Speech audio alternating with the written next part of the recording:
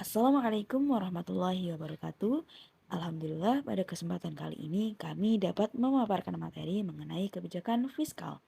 Nantinya akan ada penjelasan mengenai pengertian kebijakan fiskal, tujuan dan peranan kebijakan fiskal, jenis-jenis kebijakan fiskal, instrumen kebijakan fiskal, perbedaan kebijakan fiskal dan kebijakan moneter, serta fungsi kebijakan fiskal. Sebelumnya, izinkan kami memperkenalkan diri terlebih dahulu. Saya Madina Kamila dari Presensi 16 bersama rekan Gabriel Christopher Darmawan dari Presensi 10, rekan Ilham Maulana Abdillah dari Presensi 13, rekan Kaila Alianda Basya dari Presensi 15, rekan Magfiratul Hasanah dari Presensi 17, dan rekan Najwa Karimatus Salwa dari Presensi 25. Nah, apa sih yang dimaksud dengan kebijakan fiskal?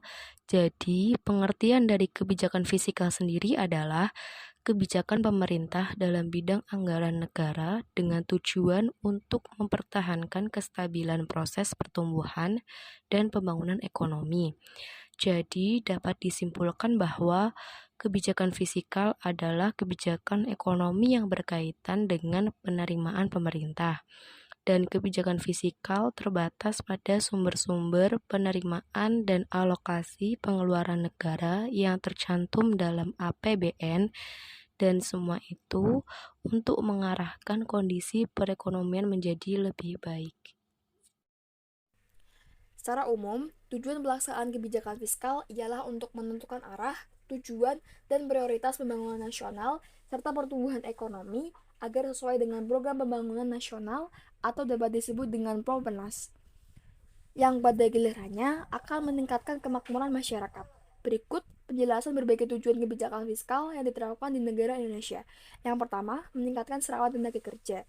Setiap kebijakan yang dikeluarkan negara akan mempengaruhi kondisi perekonomian suatu negara, termasuk kebijakan fiskal. Seiring berkembangnya ekonomi, sektor industri dan dunia usaha juga ikut berkembang, sehingga pasar tenaga kerja juga akan ikut terdongkrak. Semakin tumbuh ekonomi di dalam negeri, maka kebutuhan tenaga kerja dari sektor padat karya juga akan semakin banyak. Oleh karena itu, kebijakan fiskal juga akan mempengaruhi kondisi tenaga kerja. Yang kedua, menjaga stabilitas harga.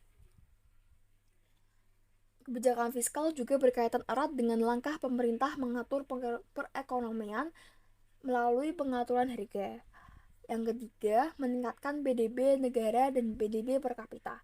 Tujuan utama dari pemerintah merilis berbagai kebijakan fiskal ialah untuk mengintervensi perekonomian sehingga dapat tertungkrak. Kebijakan fiskal akan mempengaruhi berbagai lini ekonomi, sehingga setiap kali pemerintah melakukan perubahan atau pembaruan kebijakan fiskal, maka diharapkan mampu menjadi stimulus pertumbuhan berbagai sektor.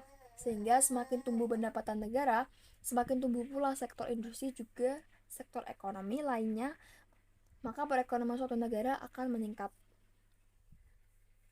Selanjutnya, peran kebijakan fiskal. Kebijakan fiskal memiliki peran terhadap negara maju seperti menghindari banyaknya pengangguran, tingkat inflasi yang tinggi, mengatasi defisit neraca perdagangan serta neraca pembayaran, dan sebagainya. Dan kebijakan fiskal juga memiliki peran bagi negara berkembang. Pada negara berkembang, peranan kebijakan fiskal lebih mengarah pada upaya untuk meningkatkan investasi melalui capital formation. Dengan investasi yang tinggi, maka output nasional akan meningkat yang pada akhirnya pertumbuhan ekonomi dan pembangunan ekonomi dapat berjalan dengan baik dan untuk meningkatkan taraf hidup dan kesejahteraan rakyat. Kebijakan fiskal seimbang. Kebijakan fiskal seimbang adalah salah satu kebijakan pemerintah dengan membuat jumlah penerimaan dan pengeluaran seimbang atau sama. Dampak positif negara tidak perlu meminjam dana dalam maupun luar. Dan dampak negatifnya adalah negara dapat terpuruk perekonomiannya apabila kondisi ekonomi sedang tidak baik. Kebijakan fiskal dinamis. Kebijakan ini mirip dengan kebijakan seimbang, namun terdapat improvisasi di dalamnya, yaitu jumlah pengeluaran dan pemasukan sama, tetapi keduanya akan dapat bertambah besar seiring berjalannya waktu. Kebijakan ini dilakukan untuk mengakomodasi kebutuhan pemerintah yang bertambah seiringnya waktu. Yang ketiga adalah kebijakan fiskal surplus. Kebijakan ini dijalankan apabila keadaan ekonomi sedang dilanda inflasi atau kenaikan harga secara terus-menerus. Sehingga anggaran harus menyesuaikan kenaikan harga ketika pemasukan lebih banyak dari pengelolaan. Tujuan kebijakan fiskal surplus ini untuk menghindari terjadinya lonjakan pada nilai inflasi. Yang terakhir ada kebijakan fiskal defisit. Kebijakan fiskal defisit adalah suatu kebijakan yang berbanding terbalik dengan kebijakan fiskal surplus. Ya, ini mampu mengatasi kelesuan dan depresi pertumbuhan perekonomian negara. Kekurangannya adalah negara akan terus berada dalam kondisi defisit.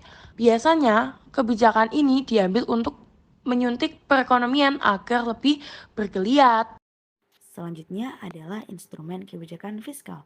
Ada dua instrumen utama dalam kebijakan fiskal, yakni pengeluaran negara dan penerimaan negara. Pengeluaran negara merupakan semua pengeluaran yang dilakukan oleh pemerintah untuk berbagai kegiatan operasional pembangunan dan kegiatan lain yang dilakukan oleh negara. Sedangkan penerimaan negara merupakan berbagai sumber penerimaan yang dapat dijadikan alternatif untuk mengisi kas negara. Yang kita akan bahas terlebih dahulu yaitu pengeluaran negara. Ada 4 bentuk pengeluaran negara. Yang pertama adalah belanja rutin, yaitu terkait dengan pengeluaran untuk operasional negara, misalnya membayar gaji. Yang kedua, belanja pembangunan, yaitu terkait dengan upaya untuk membangun sebuah negara, misalnya membangun sebuah infrastruktur.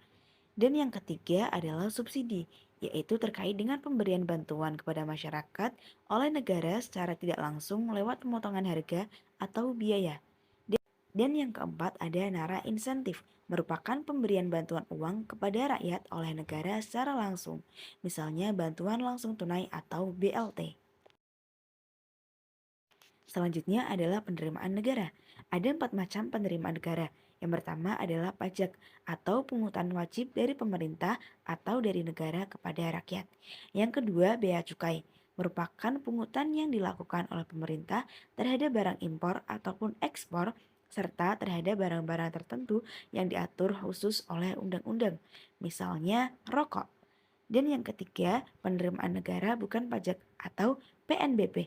Misalnya penerimaan negara berasal dari sitaan denda dan lain sebagainya. Dan yang keempat ada hutang atau hibah.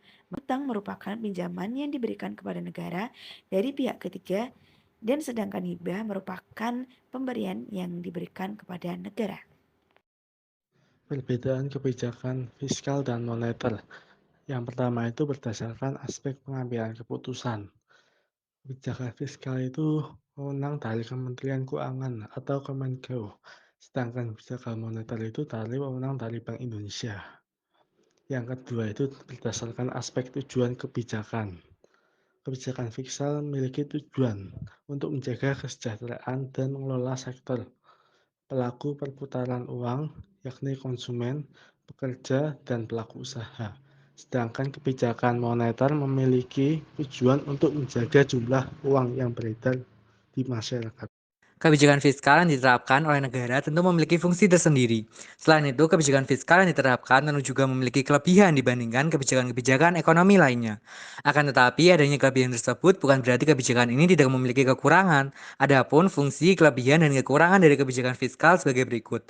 Fungsi kebijakan fiskal. Anggaran pendapatan dan belanja negara atau APBN adalah alat utama dalam mengimplementasikan kebijakan fiskal dan sekaligus sebagai pedoman penganggaran dalam rangka pelaksanaan pembangunan di Indonesia. Fungsi kebijakan fiskal telah diatur oleh negara dalam undang-undang yang jelas. Fungsi kebijakan fiskal diatur dalam Undang-Undang Nomor 17 Tahun 2003, Pasal 3 Ayat 4 tentang Keuangan Negara. Undang-undang tersebut berisi mengenai fungsi otoritas, perencanaan, pengawasan, alokasi, stabilitas, dan distribusi.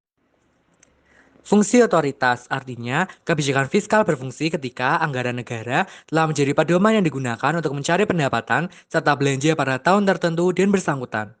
Kedua adalah fungsi perencanaan. Artinya kebijakan fiskal berfungsi ketika anggaran dari suatu negara telah menjadi dasar bagi manajemen dalam merencanakan anggaran tahun yang bersangkutan pada saat itu. Yang ketiga adalah fungsi pengawasan. Maksudnya adalah kebijakan fiskal berfungsi ketika anggaran suatu negara telah menjadi dasar manajemen untuk merencanakan anggaran tahun yang bersangkutan. Keempat adalah fungsi alokasi. Maksudnya kebijakan fiskal hanya akan berfungsi saat anggaran negara dialokasikan dengan baik sebagai cara untuk mengurangi pengangguran dan pemborosan sumber daya, serta meningkatkan efisiensi dan efektivitas perekonomian. Yang kelima adalah fungsi stabilisasi. Artinya, kebijakan fiskal akan berfungsi saat anggaran negara dimanfaatkan untuk menjaga keseimbangan fundamental dari perekonomian negara tersebut. Yang keenam adalah fungsi distribusi. Artinya, kebijakan fiskal akan berfungsi saat negara membagi pendapatan negara untuk anggaran-anggaran yang telah direncanakan secara merata pada setiap lapisan aspek kehidupan di negara tersebut. Nah, itulah tadi materi yang dapat kami sampaikan pada kesempatan kali ini.